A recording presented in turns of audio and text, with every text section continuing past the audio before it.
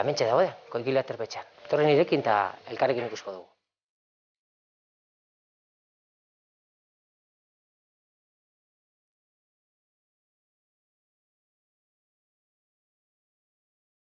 Hemen gaude, Koikili aterpetxearen harreran, ikusten duzuen bezala, nahastu egiten da modernoa eta rustikoa, saiatu gara adibidez, losekin originalak direnak horiek mantentzen, ataria ere, bigak ikusiko duzue, instalakuntza osoan zehar, behintzat rustikoa zena mantentzen saiatu garela, eta gero apurtxo bat dekorazioarekin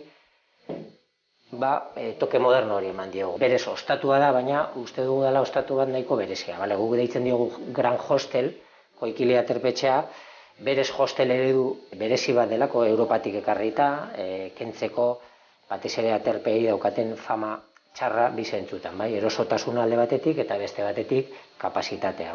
6 logela ditugu, 4 litera formatoetan, pixkat aterpe eredu horrekin, eta gero beste 2 hotel bezala.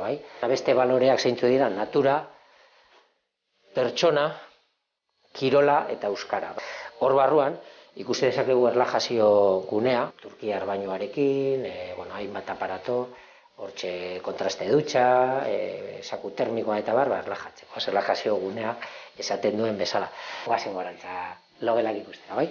Hau da Gorbeia logela, kasu honetan apurua berezia da, prest dago gainera edozein pertsonarentzat, komuna berez logela baina handiagoa da, Gorbeia izena ematen dio, hor daukagu kuadrotxo bat, eta baita ere euskarazko poema batetik ateratako zatitxo bat, Bittor Kapanaga Otxandioarra gainera idatzia, beraz badena gelditzen da Otxandion, ez? Hementxe ditugu Iontxo eta Olasar, hori dira litera dun bigela, ikusiko ditugu askar-askar, eta guaz besteliko batera.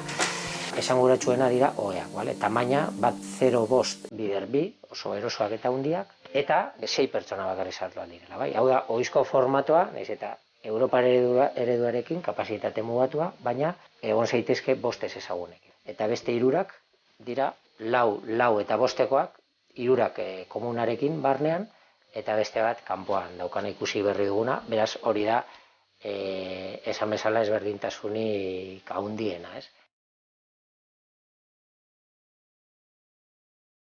Hemen gaude, erabilera anitzeko gelan, hemen egiten ditugu gosariak eta otorduak, eta kasu honetan gosari energetiko bat nola egiten dugun ikusteko, zer hobeto prestatzen dituenak normalean.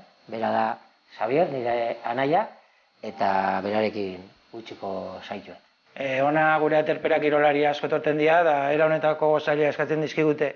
Eta orain, joango naiz ateratzen gutxi gora bera eskaintzen ditugun produktuak. Gu, azten gara normalean embutido honekin, ez?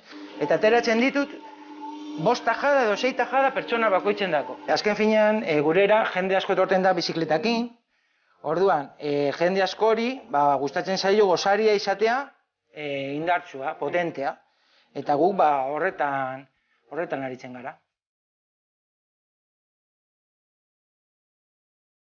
Pernilari bultzada emateko, jartzen dut aguakatea, jartzen dut olioa eta jartzen dut gatza.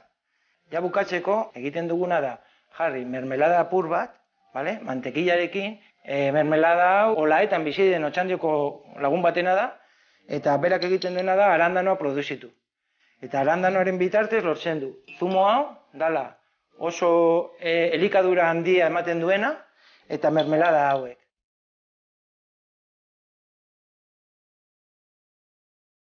Orain eta ja bukatzeko, guk egingo duguna da jangarri guzti hauek hartu, indarra hartzeko eta gero mendira joateko bueltatxo bat egitera, bale?